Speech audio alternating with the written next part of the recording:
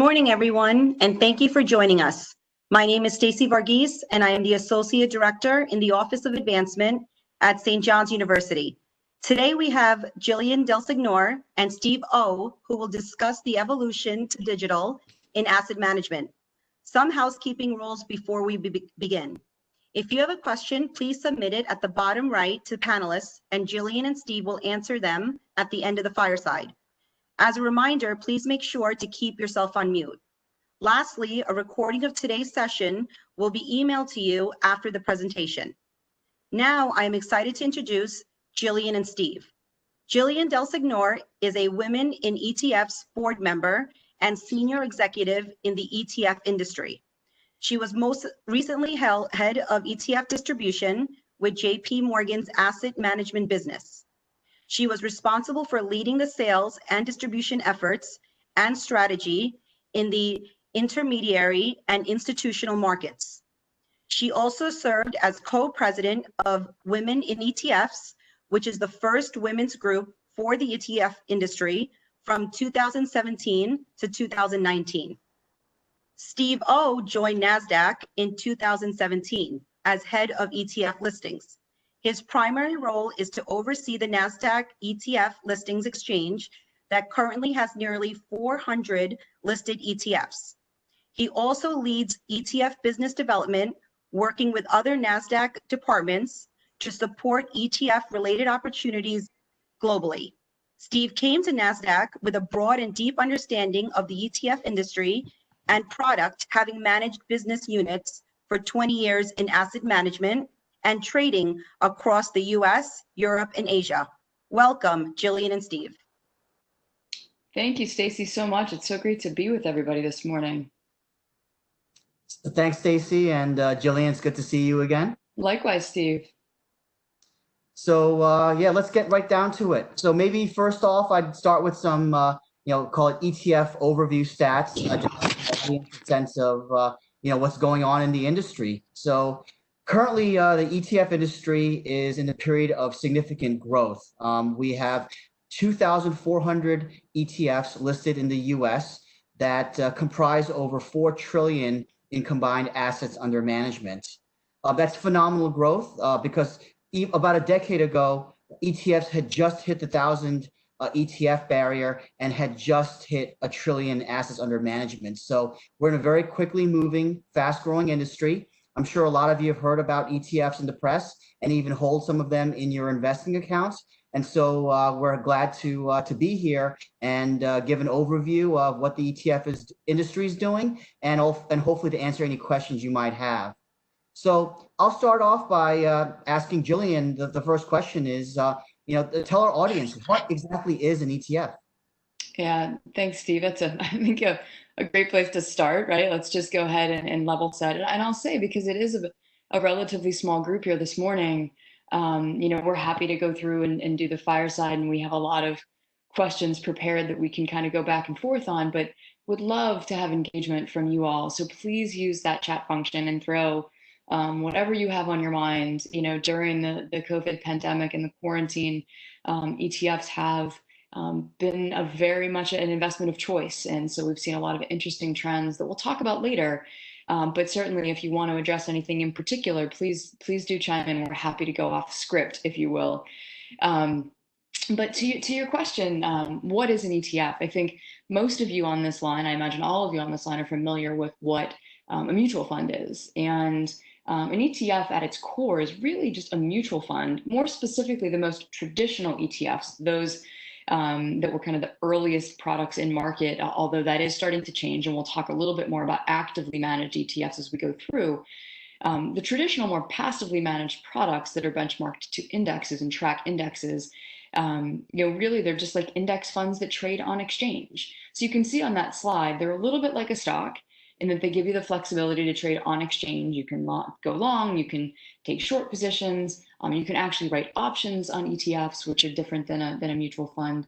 But they're also like an index fund. And they as I mentioned, the lion's share of them, let's call it 90% plus of them in market today, track indexes, S&P 500, MSCI EFA, emerging markets, the Barclays aggregate, I'm sorry, the Bloomberg aggregate, they tend to have lower expense ratios than mutual funds. And they tend, because they track a benchmark, they tend to have lower turnover. And so they kind of sit in this really great intersection of a stock and a mutual fund. And Jillian, tell us, I mean, if if an investor wants to invest in an ETF, how exactly does an ETF work? Yeah, this is an important distinction. And Stacy, if we want to go to the next slide, we can sort of see a bit of a visual on how this might work. So essentially, what you see there is the stock exchange, right, sits in between you as a, let's say, buyer, make it on the ingoing end, and the ETF provider. So there are over 130 ETF providers out there. You're all probably more familiar with the larger ones, so BlackRock, Vanguard, State Street, but you have others that are in market as well. You have more traditional mutual fund managers, Fidelity, Franklin Templeton, T. Rowe Price coming into the market. So you have a whole slew of issuers of all sorts of sizes. And ultimately, if you were to think about it, if you're buying a mutual fund, you go to that mutual fund company and you give them money and they give you shares of the stock, and you get that at that one price at the end of the day, the net asset value that's struck at 4 p.m. Eastern every day. For an ETF, again, like we talked about, it's a little bit like a stock, and so it trades on exchange. And there's a whole host of benefits to that, and we'll talk about that in a second.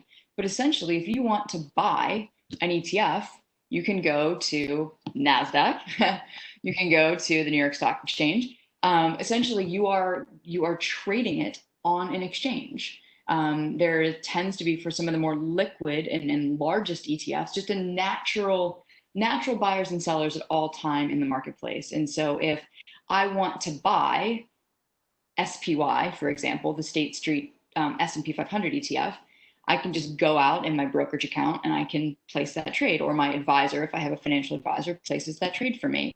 And that goes through the stock exchange and I get those shares back from someone who is naturally selling them. Now, the real unique thing about ETFs that makes them different than a stock, and we'll talk about that actually as we sort of move through the more unique differences, is that there's not a finite number of shares. You can create new shares of an ETF, which makes it incredibly flexible as an investment. So let's say that I didn't want to buy SPY, but instead I wanted to buy some brand new ETF that was covering, and this is a real thing, that is covering the companies that are looking to create a vaccine for COVID-19. These are some of the new products coming to market. I think the ticker is GERM, actually. Don't quote me on that. But there are a lot of these products coming to market. And maybe there aren't natural sellers out there just yet. And so if I want to buy 1,000 shares of this new ETF, they're going to actually have to create new shares for me. And so there are participants in the market, actually called authorized participants. Think about it as like a Bank of America or a Goldman Sachs or a JP Morgan or a Citibank, large institutions that actually would go out and they would gather up all those securities that you would need to create shares of that ETF. So all the different stocks, let's say maybe it's, I don't know, 15, 20, 30, 40, 50 stocks, they would put them all together. They would deliver them to the ETF provider. We can make it up in this case and say maybe that provider is BlackRock. BlackRock then delivers shares back of that ETF to Citibank, and Citibank then can sell them to you. So it's this really unique process that's called creation and then redemption on the other side if you want to sell your shares and there's not a natural buyer. And it actually, it adds an incredible amount of liquidity to an ETF, which is why when you tend to see periods of market stress, like we did in March and April, and frankly still through to today, you see ETFs as the vehicle of choice because there is that layer of liquidity that you can get through creating new shares and therefore get exposure in a very quick fashion to all sorts of asset classes that might be interesting to you at any given time. So I'll pause there. Steve, I don't know if you'd add anything there. Obviously, you work at an exchange. I don't know if there's anything you'd add to that story of creation redemption. Absolutely. I mean, because the exchange plays such a critical role, where we have to be open and we have to be available for trading. Ultimately, our investors investing in the ETF issuers, ETFs, they rely on the exchange to be there, to provide to help provide and facilitate that liquidity. So ultimately, we spend a lot of time and a lot of resources constantly evaluating, updating our technology, our order types. We're thinking about market making programs all the time to help the market makers to be able to provide the best possible markets they can. So the idea is that when you come to the markets, regardless of the environment, regardless of how much trading is going on, that investors can feel comfortable that they can trade in and out of ETFs when they want to. Yeah, absolutely, and that's such a critical point. And I think as we think about sort of this evolution into more digital investments or sort of platforms, if you will, there's a whole host of what people refer to as robo-advisors, right? And I think the flexibility that you get with an ETF, not only the ability to be very precise in your exposure, but your ability to effectively navigate in and out of these products intraday at the relatively low cost relative to other investments makes them very attractive for building out model portfolios, which is a huge trend in the industry. And I do believe, have been just really accentuated as more of the digital platforms have come to market. And that's not just in a robo space, right? It's not just your Robinhoods, which we'll talk about a little bit more in the trends. Robinhood or Betterment or Wealthfront or Ellevest or all the custodians now have them themselves. It's really been something that advisors and custodians, Schwab, TD Ameritrade, Fidelity, have added to their arsenal so that investors of all ages, I think a lot of people sort of put it on millennials and younger as ones that want to use digital technology for their investing, but that's actually, I think, really putting yourself in a box. I think all investors are sort of looking for that type of engagement and the ability to manage their investments digitally. And so ETFs have just added to the ability to do that. And I feel like that's part of what's going on. These dynamics are going to continue to drive the growth of the ETF industry. Yes, absolutely. So you've already touched a little bit on the differences between a mutual fund and an ETF. Anything else you can share? And I think there's a next slide that we should go to. Yeah, we can go to the next slide. I would say in addition to what we talked about, obviously, you've got liquidity, intraday liquidity, you've got the ability to create new shares, which makes it actually differ more from a stock than a mutual fund, because obviously mutual funds you can create new shares of. They tend to be lower cost, and there's a whole host of reasons why. Generally speaking, like we talked about, the more traditional ETFs or the earliest ETFs were passively managed, and therefore, just an index product versus an actively managed product have just generally been less expensive. But also ETFs are just they're easier to manage. So because they trade on exchange and you're not engaging back and forth with the issuer, they're just easier and less expensive to manage themselves. And so that tends to lead to a lower cost associated. And then I think the other thing that I would highlight is just transparency. So I joined the ETF industry back in the depths of the financial crisis back in the late aughts, 2008. And imagine a period of time, obviously, where we had, left, right, and sideways, different financial entities going under. And so I remember getting calls from people like, do I own Lehman Brothers? Do I own XYZ company that was under all the stress? And with a traditional mutual fund, you would have had to wait to the end of the quarter to know if you owned those securities. With an ETF, you can go every day to their website and see precisely what you own. Again, it's because of this ability to trade the way that you do, this authorized participant creation process that we talked about every single day. Those holdings are being shared with not only investors, but those authorized participants. So they know precisely what they have to put together in that basket in order to create new shares. So that is very unique. Now, what we will talk about in trends coming up a little bit later in our chat is the fact that we are seeing, they're being called non-transparent ETFs. I think we as an industry have to come up with a better name. People are calling them ants. which I think we need to active non-transparent.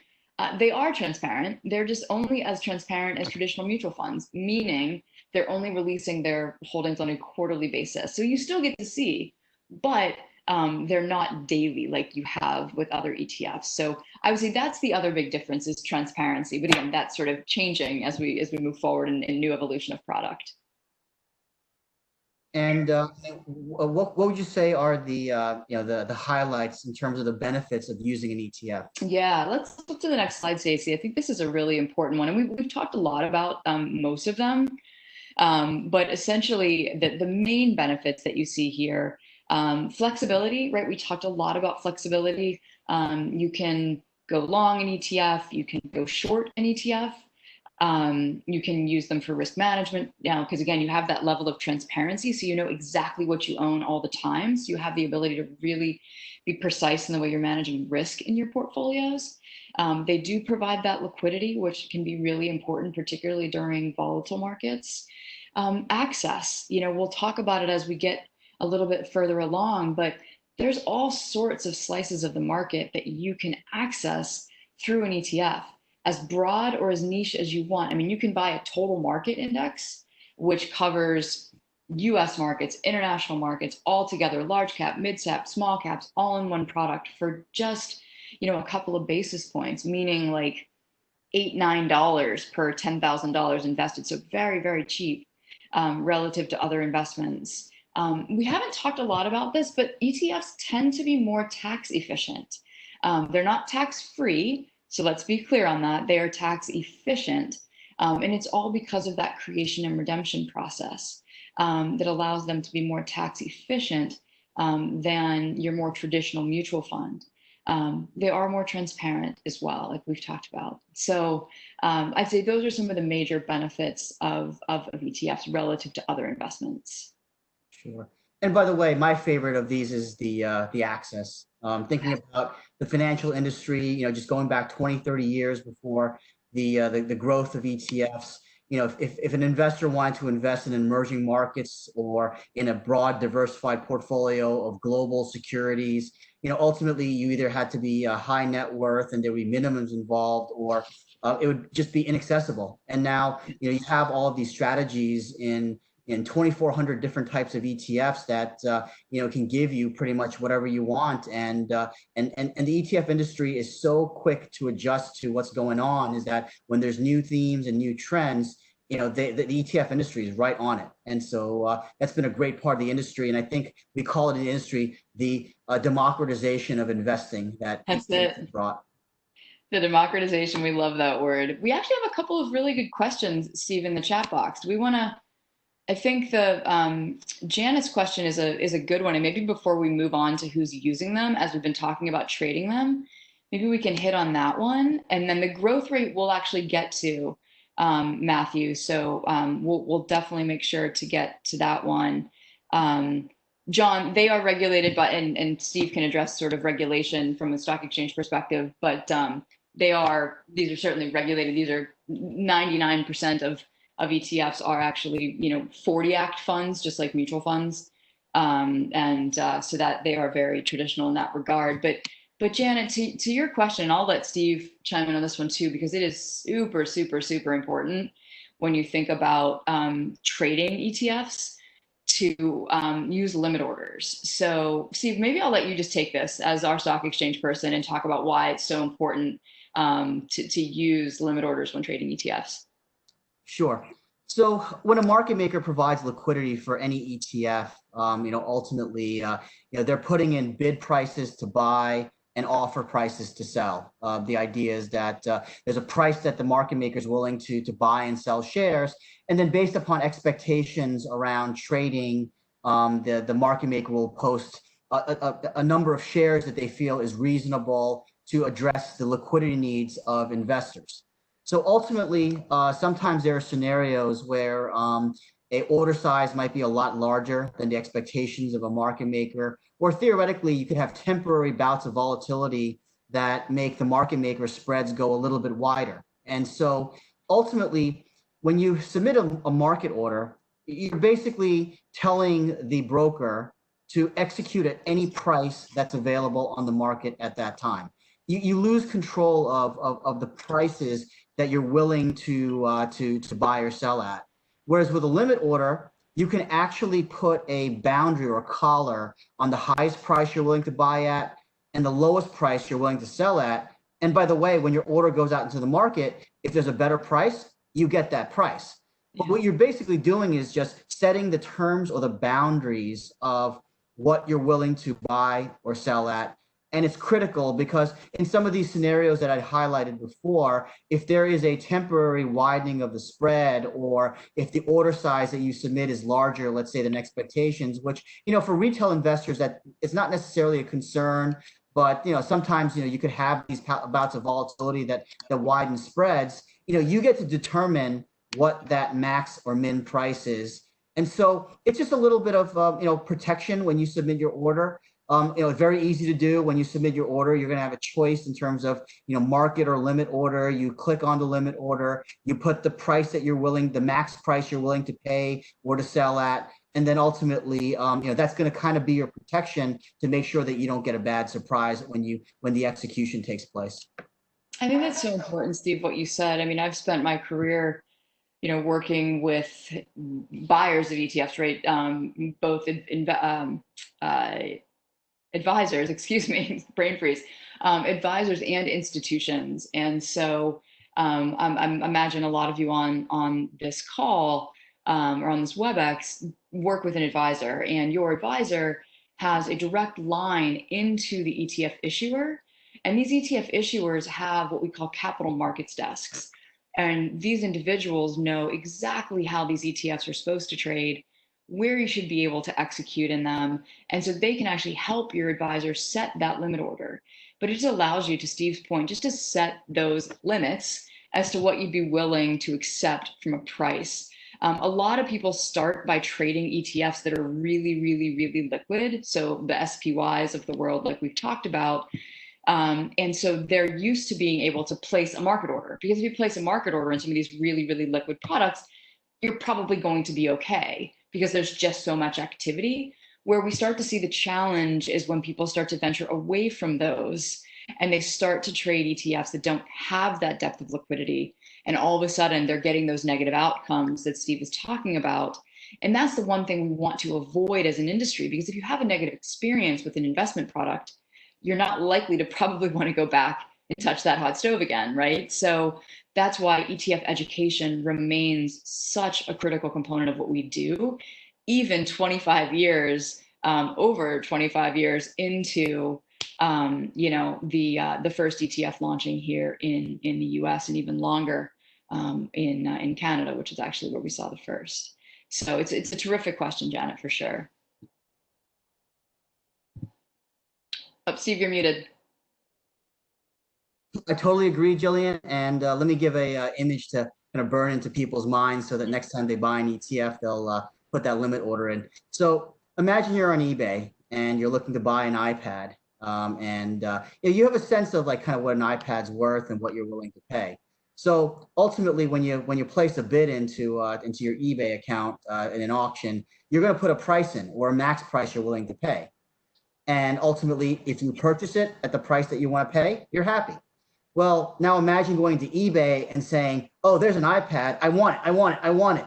And I'm going to buy it no matter what the cost. So in other words, what you're doing right there is whatever the best available price is offered by a seller on eBay, that's the price that you're going to get. You don't have control on the price that you get. So hopefully next time you go into your brokerage account, think about paying a lot more for an iPad than you want to pay.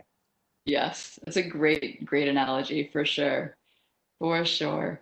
Well, why don't we go ahead and go on to the next slide, Stacy?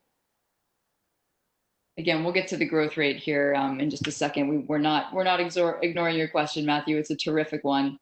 We've got some good stats there. So, who are ETF investors, right? Sorry, Steve, not to like preempt the question itself, but I'll just jump in there. So this is actually, I think, a great and pretty inclusive list of what you see there on this page. If you think about who the earliest adopters of ETFs were. And I'll stick with the advisor community at first. So if you sort of stick to the bottom part of there where it says individuals, clearly individual investors can access ETFs via their brokerage account, right? We've talked about that through Robinhood and Wealthfront and Betterment and all these sort of different platforms. A lot of people are accessing them through the financial advisors. And the earliest adopters of ETFs within that community are what we call registered investment advisors. So imagine I am a registered investment advisor. It's the Jillian DelSignore advisory firm, right? And I just custody my assets at Schwab or TD or Fidelity, but I'm the sole proprietor. It's not like an advisor at one of the big wirehouses like Merrill Lynch, Morgan Stanley, UBS, Wells Fargo, for example.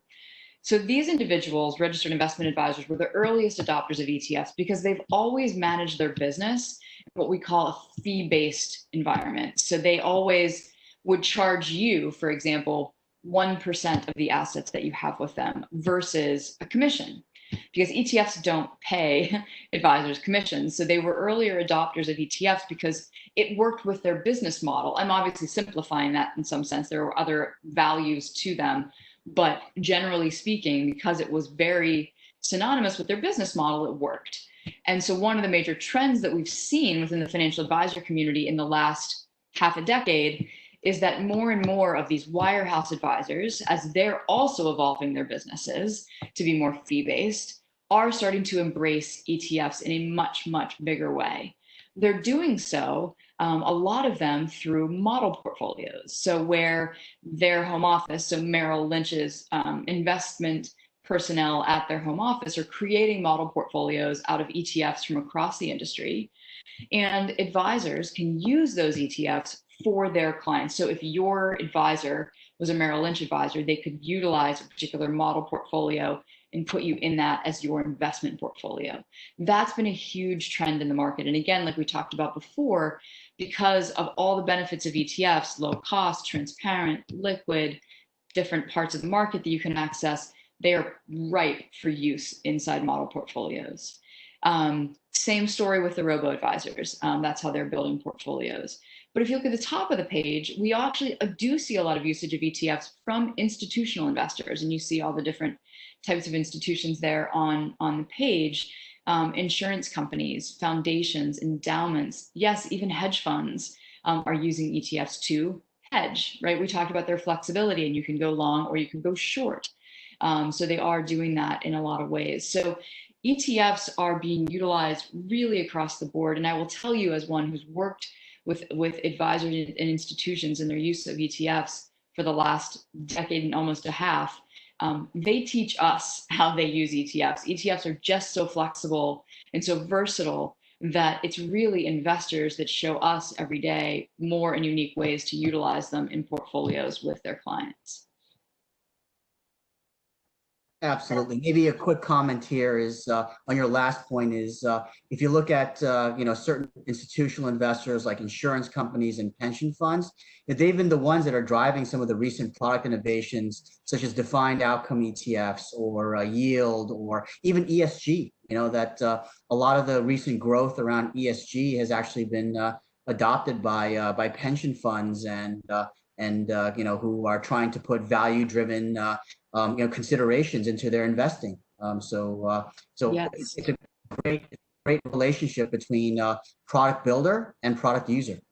It's such a good point, Steve. I mean, if you look at some of the most successful ESG, and for those that aren't familiar with the acronym, environmental, social, governance, and a lot of these large institutions were behind the initial flow that you saw.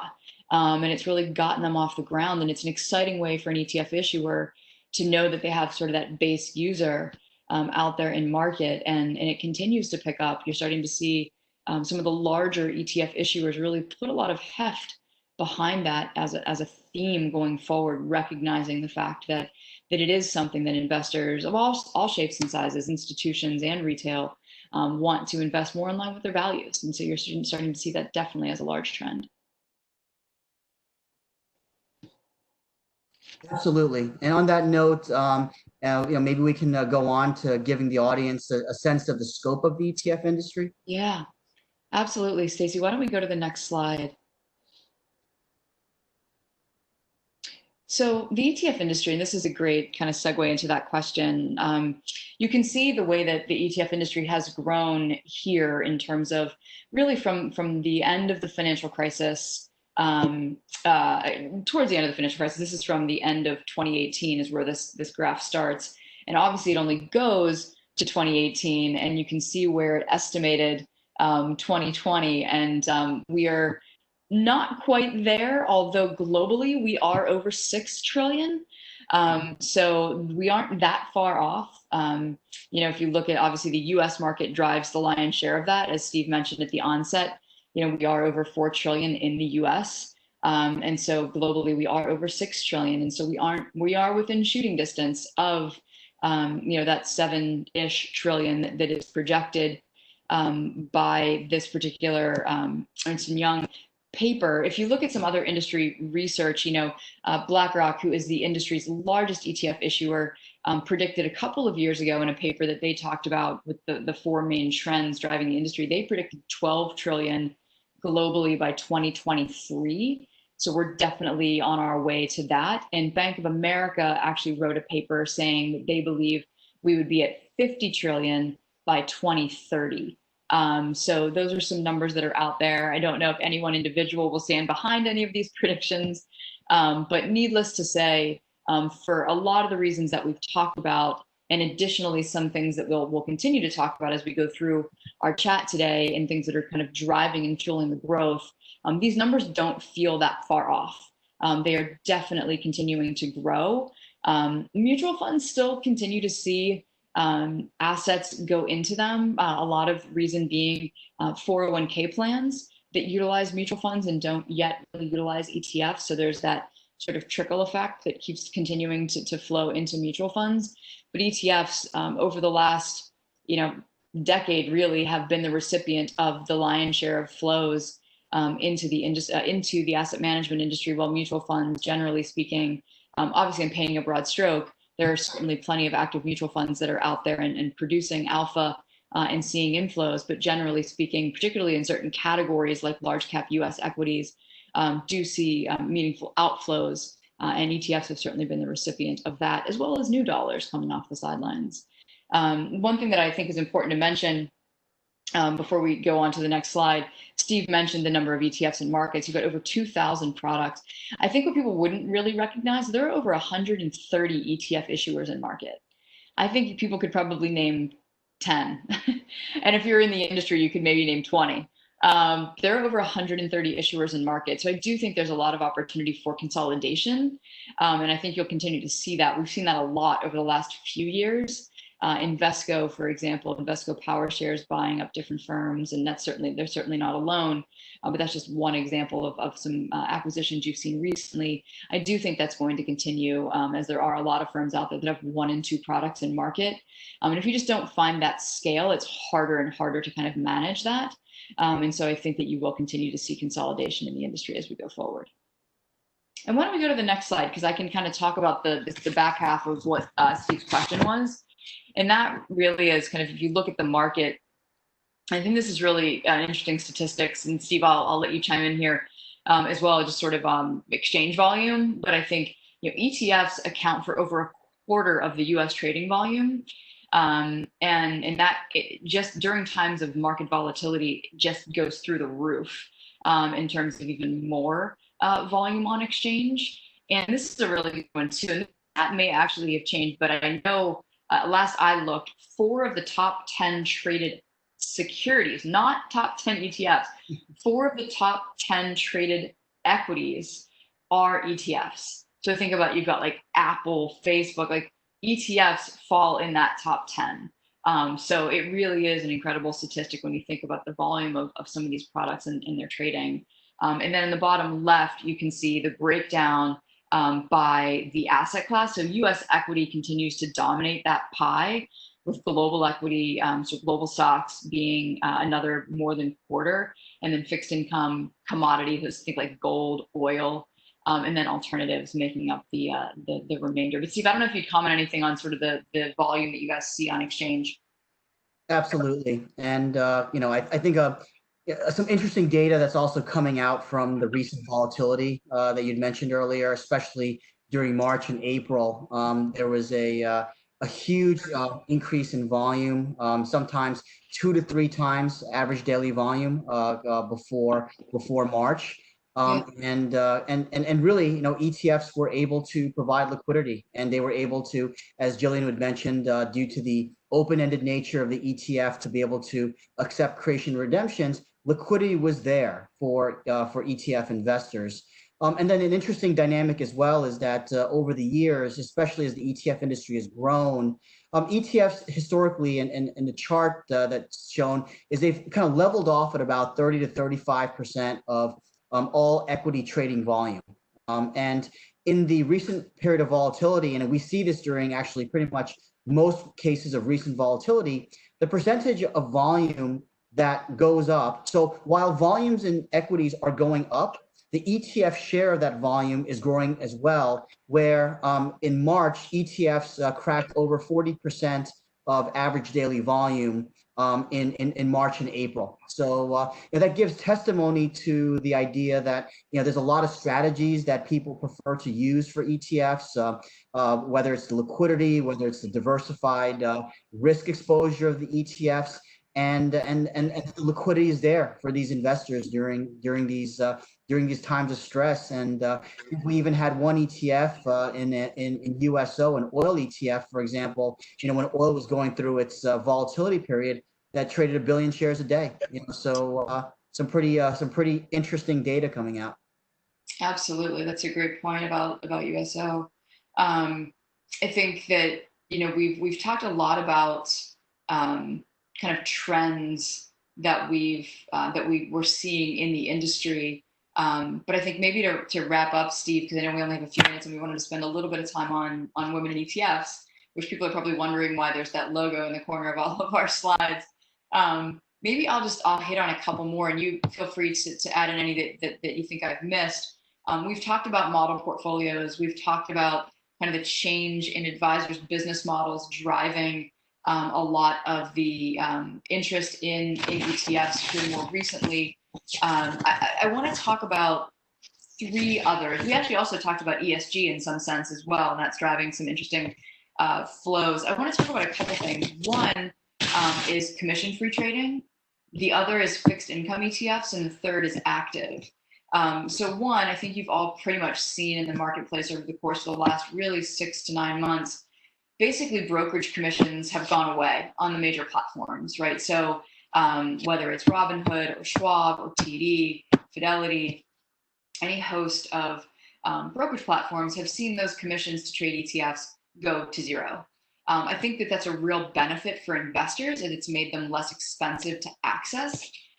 However, I think it just accentuates the importance of understanding the importance of not necessarily actively trading these products. I think it's made the barriers nil, if you will, in terms of trading your portfolio. And I think particularly during times of stress, when people get very anxious to sell, potentially at the bottom of a market, it allows us to get in the way of ourselves. And so I would just encourage investors to try to really be thoughtful about the active trading nature of the portfolio that they own, particularly if it is your long-term portfolio, just to be really thoughtful about that. And so while I think that the removal of commissions is a real positive for the bottom line of investors, there are some things that we need to really think about in terms of how we're managing our own portfolio, because that barrier has been removed. The other thing I'll mention is bond ETF. So you can see on this slide, as of this slice here, which was January 2019, which is fairly outdated at this point. We need to update that slide. Bond ETF made up about 10% of the market. Bond ETFs continue to gain major flows. And actually, if you'll bear with me 1 second, I can tell you, I had actually pulled this up earlier. Fixed income ETFs, bond ETFs to date have brought in $102 billion, $103 billion through the end of June this year. They make up about $885 billion of the market, so call it 12% of the ETF market. they are absolutely fueling the growth of the ETF product innovation. Stock markets, you can certainly continue to slice and dice the stock markets and provide more niche exposures. But I like to say there's a lot of white space in fixed income right now, and there's a lot of room to grow and product to develop. And that actually dovetails quite nicely into this idea of active ETFs.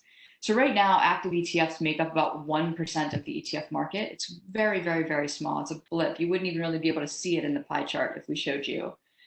They've been dominated by passive products that are benchmarked to indexes.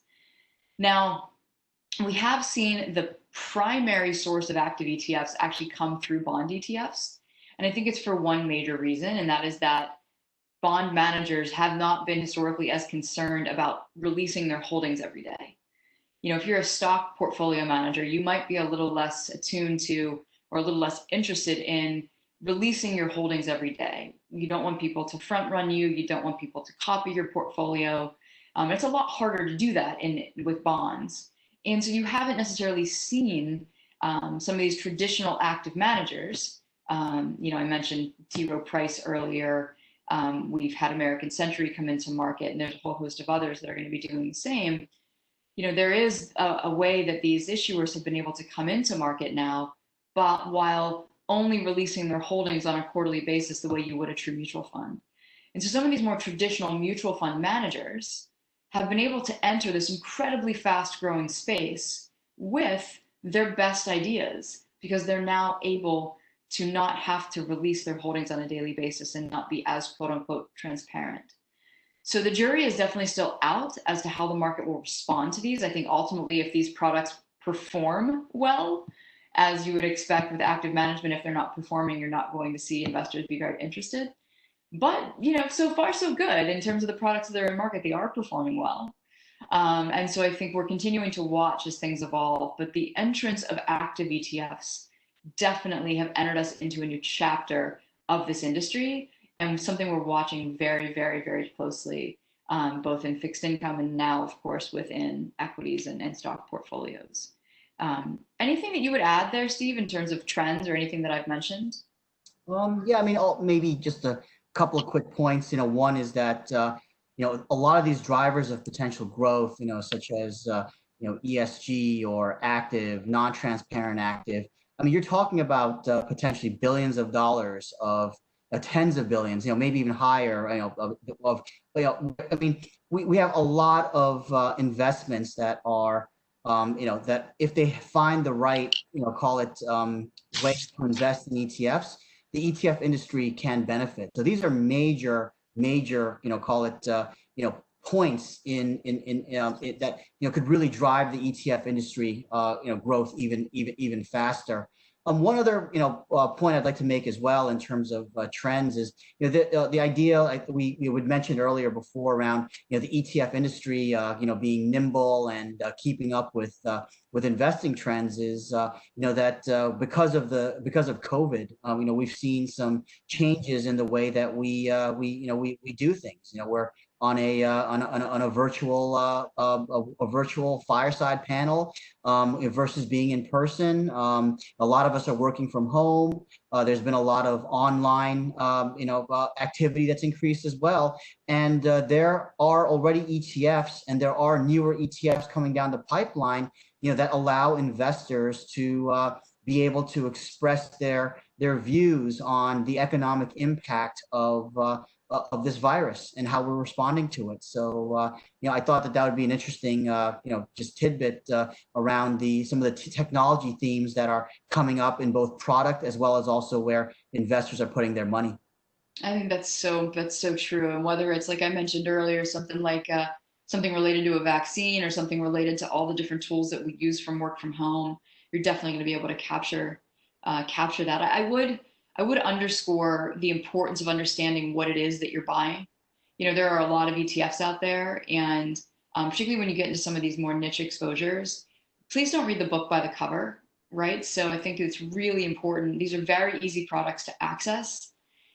They're incredibly attractive investment vehicles, but just as you're doing research, or financial advisors are doing research, institutions are doing research, we talked about the education that's really, really important. And I can't underscore that enough, right? Understanding what do you own when you buy that?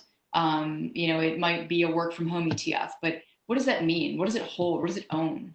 So that you understand what you're getting. And because you do have that transparency into 95, 99% of the products in market, I think really understanding that component is important. And then how does it trade? What are the assets? How big is the ETF? Who's issued it? What is the standing of that issuer? Those are all really important things to consider as you look in buying an ETF. I know we're up against time. I maybe just 30 seconds on women in ETFs. And I know, Steve, I'll let you close it out there too. I know that NASDAQ is a terrific sponsor. I am a board member and one of the original members and leaders of an organization called Women in ETFs. It was the first industry organization for women in the industry. And we actually now have over 6,000 members globally. Every corner of the world, we have chapters. And we actually do have about 20% of our membership are men. We can't be having one side of the conversation as women in the industry. We need our male allies and male partners to help us here. But the ETF industry has been unique in that it has allowed for women to really be at the highest ranks of organizations, which you don't typically see in more traditional asset management. And it's been incredibly exciting. I know myself personally have been given a lot of opportunities as a part of this industry and as a part of this organization. And this deck that we've gone through, at least in part, is part of a program that we actually call University Outreach, where we, as one of our committees within the organization, actually go out to universities around the world and educate students primarily on the ETF industry and the exciting industry that it is, and ways that you can get involved in the industry as you start to look at a career. So it's very, I think, appropriate that perhaps we were using these slides with all of you from St. John's. But Steve, as I mentioned, NASDAQ is a terrific corporate sponsor, so I'll let you maybe close us out with any comments you might have. Absolutely. I mean, NASDAQ is very proud to have been a sponsor of Women in ETFs for the last 3 years. I'm glad to be a member, happy to be part of the effort to try to partner, to try to to network, to try to educate, learn. It's a great organization to be in. And one last comment around this as well is that, because the ETF industry is such a diverse industry, you have people coming from trading backgrounds, asset management backgrounds, technology and data, research. There is a broad representation of different industries where I feel like the Women in ETFs a group has actually kind of de facto become the ETF industry group in some ways as well. Exactly right. Yeah. So so ultimately, I'm still happy to keep up my support, NASDAQ support as well, and and to encourage people to participate and actively engage. Absolutely. Thank you for those comments on it. It's a great organization we're proud to be associated with. So with that, I guess we are a little bit over time. Steve, I want to thank you for being my trusty partner here this morning and engaging, and thank all of you for being on with us this morning as well. Stacy, thank you for having us. Great, thank you. Well, thank you everyone for joining us today, and a special thank you to Jillian and Steve for sharing their knowledge. As a reminder, all webinar attendees will be receiving a recording of this presentation shortly. For Jillian and Steve's full bios, please go to stjohns.edu/CF-webinars. Here you will also find a schedule of upcoming webinars and past recordings. We hope that you will join us next Thursday at 9 a.m. as we dive deep into the world of cryptocurrency. In the meantime, have a great day. Thank you. Thank you. Thank you.